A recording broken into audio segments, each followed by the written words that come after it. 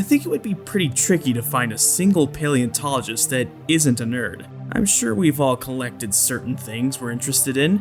Since the majority of the fossils on display at any given museum are direct cast replicas of real fossils, many people wonder how to get a hold of stuff like that for their own private collections. The answer lies in some of the same companies that make those giant skeleton casts you see at the museum. Easily one of the most well-known casting companies in the US is Paleontology Inc. This company resides in its own privately owned and operated museum, the Rocky Mountain Dinosaur Resource Center, located in Woodland Park, Colorado. I've been to this museum a bunch of times, and it's a really neat collection of complete skeletal casts and fossils from all over the world, with a special emphasis on North American critters. A good chunk of the museum is dedicated to the ocean beasts of the Western Interior Seaway, as the museum employs a crew of fossil excavators and paleontologists that go out to the chalky deposits of Kansas, specifically for the late Cretaceous sea life. The museum and its owners have been featured on Animal Planet's River Monsters with Jeremy Wade, and were one of the biggest contributors to the National Geographic IMAX film, Sea Monsters: A Prehistoric Adventure. Technically, you can purchase a full-sized skeleton of anything they make since they have a catalog. Everything is made to order to varying degrees, but something tells me most of us won't be able to afford some of the bigger products. To solve the problem of consumer demand for smaller-scale fossil replicas, the folks at Treebold Paleo Inc. made a separate entity that acts as a subheader or subcategory of the whole industry. Deep Time Fossil Replicas operates in the same place with the same people as Treebold Paleo and the museum. They just make small-scale cast replicas that are easier to afford and easier to collect. They specialize in small-scale desktop display pieces and tooth and claw replicas. A few odds and ends are included, like bits of dino skin. Their lineup right now includes the skulls of Tyrannosaurus, Apatosaurus, Torosaurus, and the dire wolf. They're reworking their Apatosaurus skull right now and readying the rest of the skulls to get back in stock, so only the Tyrannosaurus skull is available on their website right now. Their most expensive and largest product currently offered is a replica nest of Oviraptorosaur eggs.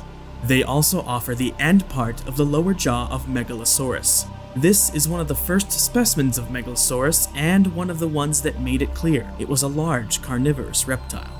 If you're in the mood for mammals and still have some leftover Christmas monies, you can get yourself a life-size mammoth tooth. It comes complete with a stylish modern stand, so you can place it on your shelf, your desk if you have room, or anywhere you want. This is definitely one I'm thinking about getting. On the more affordable end of the spectrum is the assortment of bits and bobs. You can find the teeth and claws of Spinosaurus, Allosaurus, Tyrannosaurus, the teeth of Carcharocles megalodon, the teeth of Albertosaurus, the thumb claws of the sauropod Camarasaurus, Oviraptor hand claws, the wicked hand claws of the giant ground sloth Megalonyx, Anzu, Daspletosaurus, Edmontosaurus, Struthiomimus, Ornithomimus, and Velociraptor claws, the teeth of the Mosasaur Tylosaurus, a scoot from Ankylosaurus, Carcharodontosaurus and Rabachisaurus teeth, Alioramus claws, and so much more. I was sent a package of deep time fossils, and I couldn't be happier with the quality, both of the cast and the paint. As you saw in the intro, I got the Tyrannosaurus skull. I'm not a toy review channel, and I never will be. However, these aren't toys, figures, or even statues. These are scale replicas of real fossils. Fossils you can keep on your desk to remind you of life of the past. These are handheld, portable, relatively robust replicas you can use for teaching, drawing, and more. So, in the spirit of a review video, let's take a closer look at these replicas. So, each of the smaller replicas come packaged in a Ziploc bag that fits them almost perfectly. Each also comes with a glossy card with some art of the animal to which your piece belongs, and some general information on the creature included on the back. I got a Spinosaurus, Triceratops, and Tyrannosaurus tooth, as well as the killing claws of Deinonychus and Velociraptor. As you can see, the quality of the cast themselves is immaculate. Deep Time Fossils has mastered the art of painting these things so that they look like a real fossil still covered in bits of matrix and dirt. The raptor claws are really well done, as they even preserve the cracks, grooves, and pits of the original fossil. Oh yeah, all of their replicas are casted from real fossils, more or less. They've let me know that they've begun to work with 3D sculpting programs to incorporate more 3D printing into their work. They're not the only ones either, as I've been really wanting to start making some edge products of my own, but that's for another video. One thing that I will say regarding the cards that come with the replicas, y'all need to update your art. Some of them look like they walked straight out of the 60s or 70s, especially this Carnosaur Spinosaurus. I won't hold it against you guys though. Enter Fossil Crates. Fossil Crates is a separate entity that works very closely with Deep Time Fossils and the experts at the Rocky Mountain Dinosaur Resource Center. Fossil Crates gets the replicas from Deep Time Fossils and then constructs a whole crate for a subscription service wherein you get a little wooden crate full of replicas relating to a theme. The art they provide in their crates is up to date. I know some of the art is from Hodari Nundu, while others are from Jared McGowan. I don't know who all of the paleo artists are though. I can't really talk too much more about Fossil Crates since I didn't really get any of my replicas from them, but it's a very cool idea, so I'd recommend checking them out. According to the folks at Deep Time Fossils, each one of their mini skulls is composed of 3 to 4 pieces. To do this, they first need an original skull to make a cast from. Since none of their line of skulls is life-size, they had to be shrunk down from a life-size model. They scan the life-size skull into the computer and shrink them down in a 3D modeling program.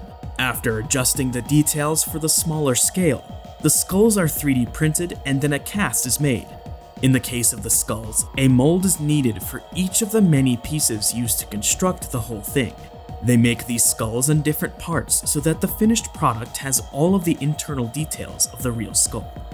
You can see all of the bones that fit inside the skull, as well as cool details like the back and top of the skull, where different parts of the animal attached to other parts. This is one of the biggest reasons for the price tag of around $99.99 USD. Not only do they have to scan a huge skull, they have to re-edit it digitally, print it, mold it, and cast it. But then they have to paint it, and then do the whole process again and again to create a good inventory to sell as a product. The Tyrannosaurus skull is made from the Tufts Love Rex, a specimen of the Tyrunt lizard queen found in 2016. This particular Tyrannosaurus is about 30% complete, and has been in preparation for about 5 or so years now. This specimen resides in the Burke Museum of Natural History and Culture at the University of Washington. I see why this one was chosen for the mini skull. The Tufts Love Rex has one of the most complete and uncrushed skulls so far found. It makes for a relatively straightforward transfer from fossil to digital model to physical desk model.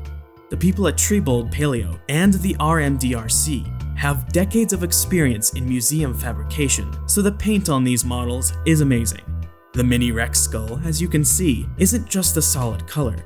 It's printed in a really dark brown or black with a dry brush of different shades of brown and tan for highlights. I gave it a 10 Goldblums that gets.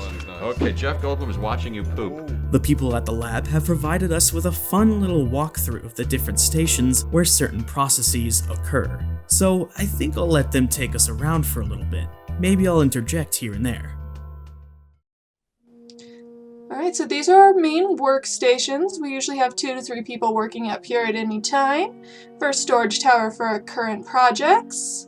The lab where everyone works is attached to a small museum.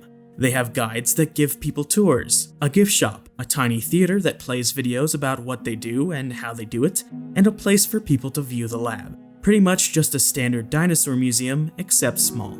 We have our trimming station for where we clean up any flaws in the claws once they're poured. Preppers clean up the molded bones. Basically, this means working with a Dremel all day, every day, to get rid of any imperfections from the pouring process. Things like seam lines between the parts of the mold, pour spouts from where the plastic was poured into the mold, any air bubbles that got caught in the mold, and more. One of our shipping stations, we've got a few around the warehouse. This one also includes all our labels for our teeth, claws, and skulls. Once painting is done, everything goes back to the assemblers, who are also responsible for building crates to ship everything in. They get it all packed up and shipped off to whoever bought it.